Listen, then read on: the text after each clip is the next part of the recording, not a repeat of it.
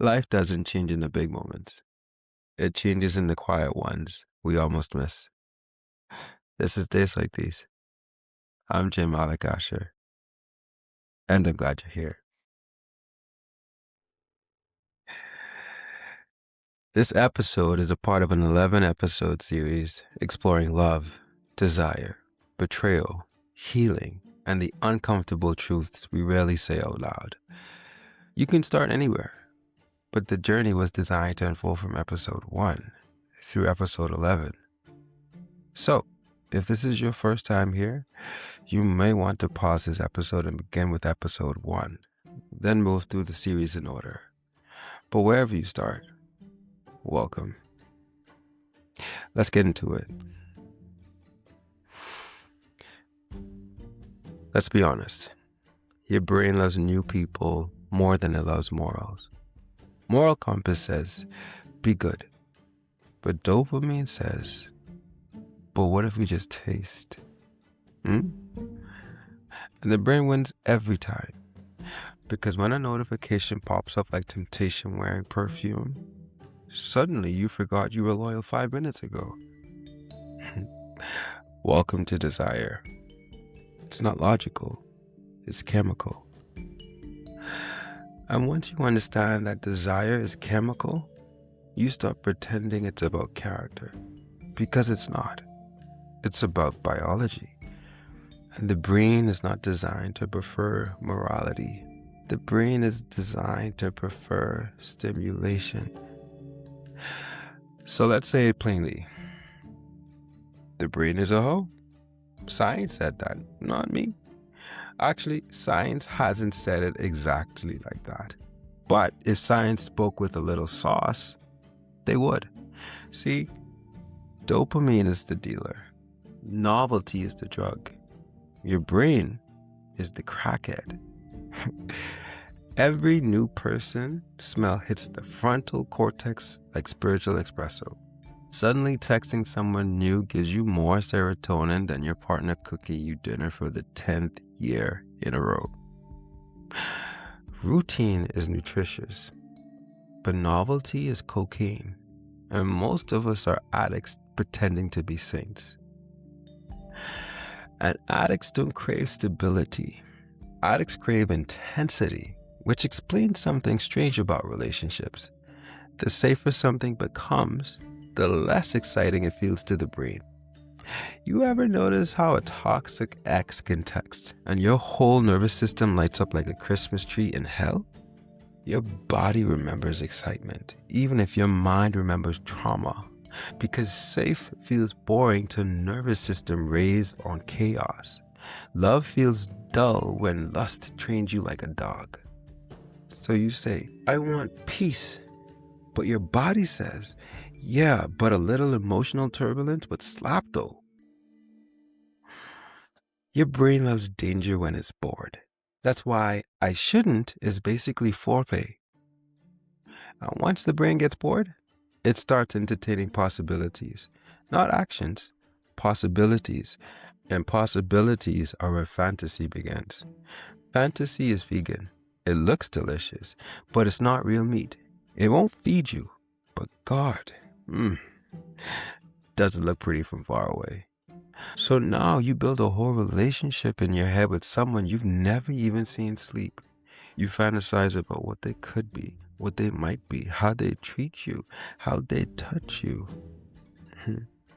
Meanwhile, your real partner is folding your laundry and you're daydreaming about someone who doesn't even know your favorite cereal.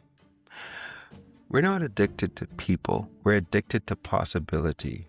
And sometimes that possibility has nothing to do with them. Sometimes it's about the version of you that wakes up around them. So let's be real. Because sometimes we don't want someone new. We want a new version of ourselves. We want someone who awakens the version we buried under responsibility, under routine, under motherhood, under caregiving, under trauma, under adulthood. And so it's not that I want them. It's more like I miss me. That old spark, that reckless laugh, that I still got it. You want to feel like a sin worth forgiving again. And when that spark comes back, something else wakes up with it. The thrill of the forbidden. That being said, let's talk about dopamine and the three things it loves. New, risk, reward. Which means your brain doesn't want what's better. Your brain wants what's unavailable. Because the forbidden tastes sweeter. Because it activates fantasy, danger, thrill, ego, validation, all at once. Remember that coworker you swore is just funny? Yeah, now your brain is playing sex scenes in 4K IMAX. That gym trainer, your brain already built the wedding playlist. You know something? We are sick. Lovable, but sick. Anyway, where was I? Right. Wanting something doesn't mean you can live with the consequences of it, which leads to truth people avoid.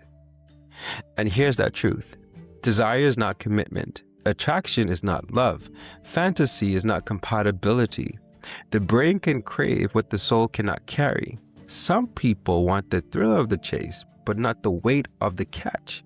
You can be sexually attracted to someone who would destroy your mental health in under 7 business days. The brain wants stimulation. The heart wants safety. The soul wants truth. Sometimes those three are not on speaking terms. So the real risk isn't eliminating desire. The real skill is learning how to live with it. But we have to learn how to control a wild brain without killing desire. Because the goal isn't to cure desire, we just need to channel it, because desire is not the enemy. Repression is.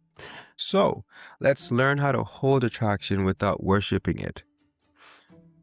I'm attracted doesn't mean I must pursue. Curiosity is normal, but not every curiosity needs a taste test. Desire is a signal, not a command. I can want something and still choose differently. This is emotional adulthood, not obedience out of fear, but clarity out of respect. Sometimes the sexiest thing you can do is not ruin your life. And once you stop fighting desire, you can start directing it. Because the goal is not to kill novelty, it's to create it inside your relationship. Not find new people, but find new ways, new conversations, new fantasies, new roles, new curiosity, new risks with the person you choose. Because desire doesn't disappear. It just needs somewhere to go. Fire without direction burns homes, but fire with intentions warms them. You are human. You will desire. You will fantasize. You will be tempted. This is not proof of betrayal. It's proof of aliveness. Desire is not the problem. Dishonesty is. Attraction happens. Action is a choice. Before you chase the high, ask, is this a want or an escape? Am I seeking novelty or avoiding vulnerability?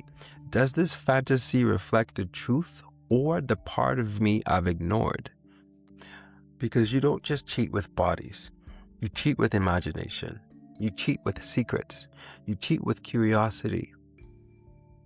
And the most dangerous desire is the kind you pretend isn't there.